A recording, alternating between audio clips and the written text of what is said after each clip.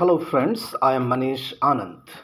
The RisingHealth.com brings to you daily analysis of the editorials carried in the five of India's top English newspapers. Friends, our basket of newspapers constitute of the Hindu, Deccan Herald, the Economic Times, the Indian Express, and the Times of India. Three of them have carried their editorials on India's widening trade deficit. Trade deficit, in layman's term, is the rough calculation between export and import value data. Friends, it looks on the basis of the June trade data of India that the country's finance is in a very bad shape. The June trade data showed that Indian exports are bearing the brunt of the early signs of recession or lack of demand in the global economy. While imports are ballooning, because of the crude oil, gold, and coal, the exports are facing a lot of stress. Economic Times, Indian Express, and the Hindu have come out with edits, each capturing the grim scenario and explaining why the government had come out with measures such as additional excise duty on export of petro products, cess, and import duty on gold. Economic Times has made a case for allowing rupee to further fall, which will help the exports. Rupee is at an all-time low level against dollar, but dailies have argued that it hasn't lost much value in contrast to other currencies. But friends, the three newspapers commit one mistake here. They fail to tell the readers that India's imports and exports, to the extent of almost 85%, take place in the US dollars. So this argument that Indian currency, the rupee, hasn't depreciated much against non-dollar currencies is quite weak.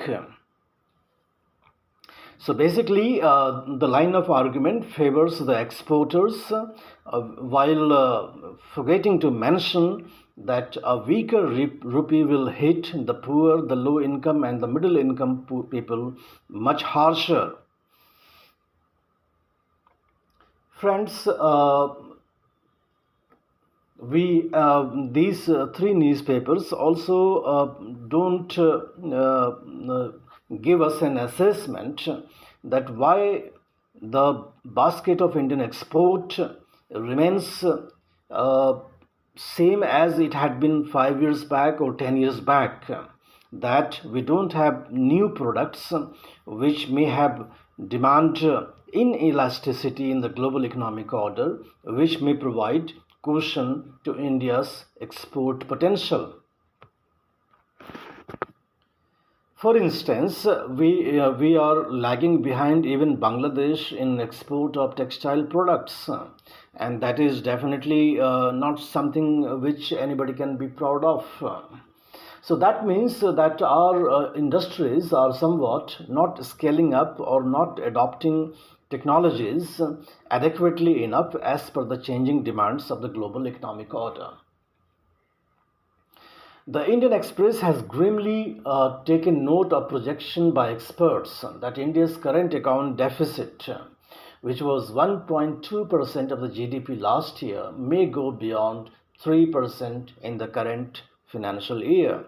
That will be big trouble for country's finances because there will be indirect consequences in the lives of the people, particularly the middle class and the low income group people.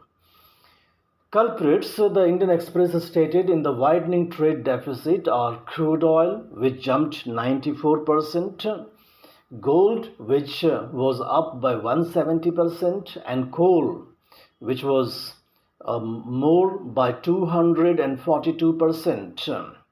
The country is in the midst of the peak summer season, and the power demand has gone up, and we have come across news reports about a lot of thermal power stations running short of coal stocks.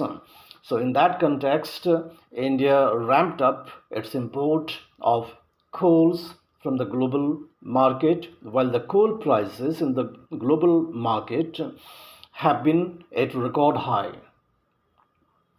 India's June trade deficit was 25.6 US dollar, 20.56 billion US dollar. The Hindu reminds that this is the second time in a row and third time in the last 7 months that the trade deficit has hit record high. Some of the recent measures by the government on exports of steel, petroproducts, wheat, and so on may further keep pressure on exported items. The Hindu rightly notes that rupee can go to the level of 82, which in a short term may give some relief to the exporters, but that will come at a cost of the middle class people and the low income group people. The three dailies, however, don't tell us that India hasn't qualitatively expanded its export basket, which could have provided cushion against weakening of demand in the global market for conventional goods such as textile, machinery, and so on. Friends, people used to live in toxic smoke in the National Capital Region territory during October-November months each year, while fatally resigned to 365-day life in poisonous gas and smoke emitted by landfill sites, may have forgotten that there is a body called National Green Tribunal, NGT. The Times of India reminds that NGT does exist while putting it in the dock for the quality of orders, which are frequently being challenged in the Supreme Court and the High Courts. The Daily noted that the NGT is grossly understaffed as against the mandate of 10-20 judicial and export members each. There are just 7 judicial members and 6 exports. TTI hints, though meekly, that the political will is lacking to back the NGT.